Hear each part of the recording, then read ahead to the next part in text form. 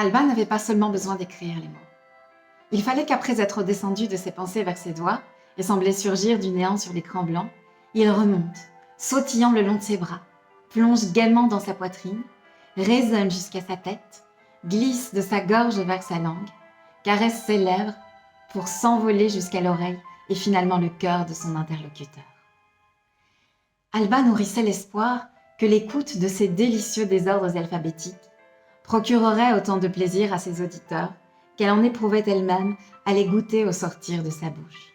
Ils étaient pour elle comme des milliers de bonbons interminables que l'on multiplie en les partageant. Alors, devant la séduisante invitation de personnes toutes bien différentes les unes des autres, et face à la tyrannie de ces insomnies nocturnes, un matin d'octobre, presque en novembre, juste avant l'aurore, presque à l'aube, à ce moment précis de l'histoire, elle avait entrepris d'écrire sans plus tergiverser, ni sur le titre, ni sur le sujet, ni sur les chapitres, ni sur le bien fondé ou le mal perçu. Parce qu'il faut bien commencer quelque part.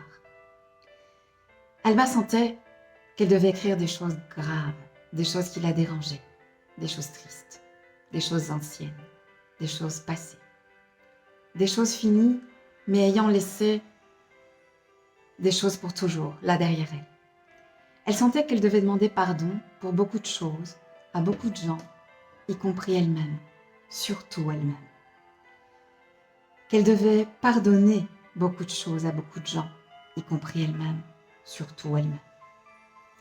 Alba sentait aussi qu'elle fourmillait d'envie d'écrire de jolies choses, des choses belles, des choses qu'on a envie d'entendre, des choses qui portent, des choses qui font rire, des choses qui font rêver, des choses qui donnent envie de danser, qui donnent envie de courir, qui donnent envie de sauter, qui donnent envie de voler, de crier, de chanter, des choses qui libèrent le corps et le cœur.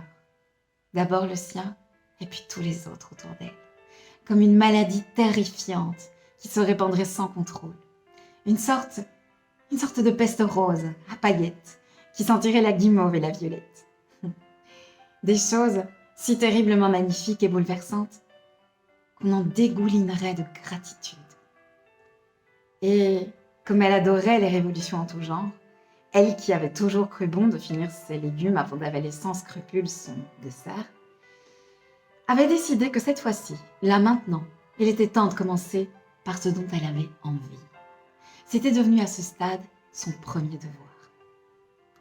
Puis, comme c'était finalement une enfant très sage, au premier sens du terme, quoi qu'on en dise, elle avait décidé de commencer par dire merci. Merci.